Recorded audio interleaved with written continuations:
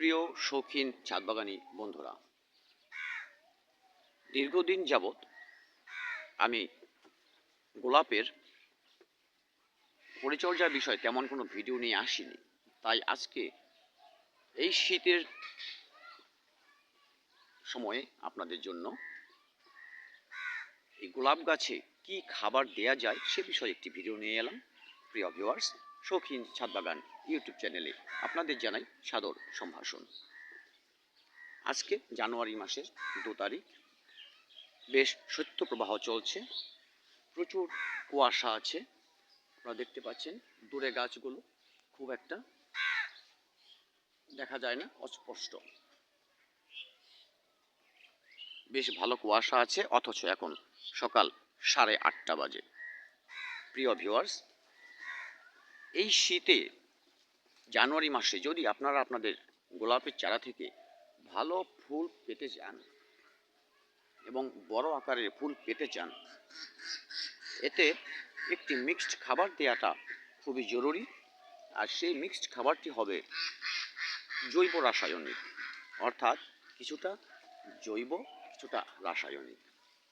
কী ধরনের খাবার দেয়া যায় এই গোলাপের চারায় সে বিষয়ে আজকের ভিডিওটি, ধৈর্য ধরে সম্পূর্ণ ভিডিওটি দেখুন।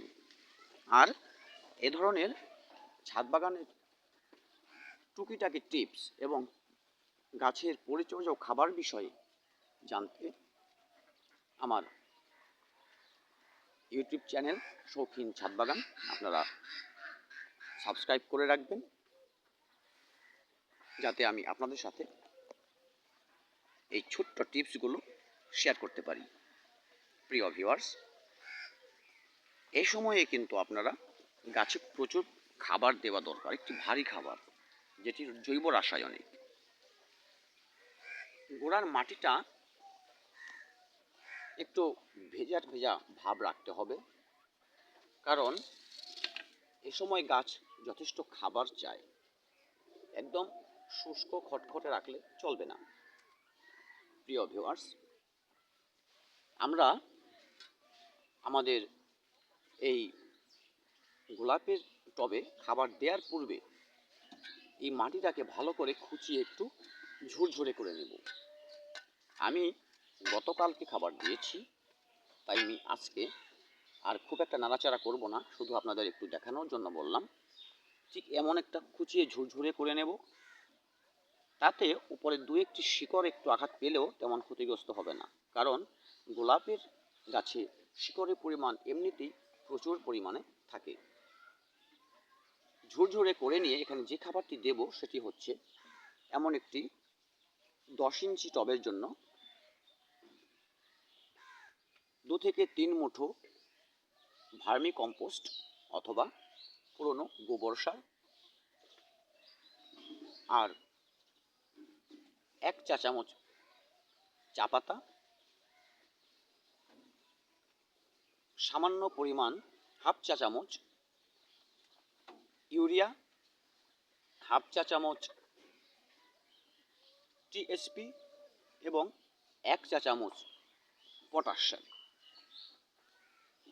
এই যে জৈব মিক্সড খাবারটির কথা বললাম, এই জৈব মিক্সড খাবারটি আপনারা এই মুহূর্তে এখানে দিয়ে দিতে পারেন।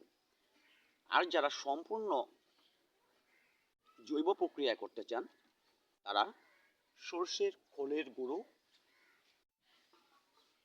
আর চা পাতা এবং কলার খোসা, এই 3টিকে একসাথে মিশিয়ে যে জৈব সার, মিক্সড জৈব সারটি আমরা তৈরি করি, সেটি এখানে 2 মুঠো পরিমাণে দিয়ে দিতে পারেন। এই গোলাপ গাছের মিক্সড সার কিভাবে তৈরি করবেন সেই ভিডিওটি আমার চ্যানেলে দেওয়া আছে, আপনারা দেখে নিতে পারেন। প্রিয় ভিউয়ার্স, সারটি দেওয়া হয়ে গেলে এই মাটিটাকে আবার আপনারা ভালো করে একটু নাড়াচাড়া করে দেবেন এবং সম্পূর্ণভাবে জল দিয়ে ভিজিয়ে দেবেন, যাতে সমস্ত খাবারটা ভালো করে ভিজে যায় এবং গাছ অল্প সময়ের মধ্যে সেটা গ্রহণ করতে পারে। প্রিয় ভিউয়ার্স, সঠিকভাবে মিক্সড খাবার তৈরি করুন এবং আপনাদের গাছকে ফুলে ফলে ভরিয়ে তুলুন। যারা শুধুমাত্র জৈব প্রক্রিয়ায় খাবার দিতে চান, তাদের খাবারটা গাছ গ্রহণ করবে একটু দেরিতে। সেজন্য জৈব মিক্সড সারের পাশাপাশি আপনারা 1 চামচ পটাশ সার দিয়ে দিলে সবচেয়ে ভালো হয়, কারণ এই সময়টাই হচ্ছে ফুলের আসল সময়।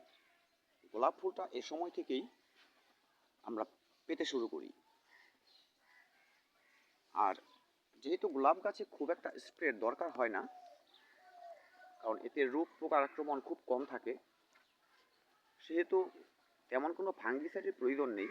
শুধু একটি কীটনাশক, এখানে অনেক সময় কিছু মাছি পোকা আক্রমণ করে, আপনারা একটি কীটনাশক এখানে স্প্রে করতে পারেন, যে কোনোটা হতে পারে, যাতে পোকার আক্রমণটি না হয়। প্রিয় ভিউয়ার্স, ভিডিওটি ভালো লাগলে লাইক করবেন এবং আপনাদের মূল্যবান মতামত অবশ্যই জানাবেন কমেন্টের মাধ্যমে। আর আমার শৌখিন ছাদ বাগান ইউটিউব চ্যানেলটি সাবস্ক্রাইব করে ভালোবাসার মানুষ হয়ে আমার পাশে থাকবেন। সকলকে ভিডিওটি দেখার জন্য অশেষ ধন্যবাদ। আবার দেখা হবে নতুন কোনো ভিডিওতে, নতুন কোনো বিষয়ে। ততদিন ভালো থাকবেন সবাই। ধন্যবাদ সকলকে।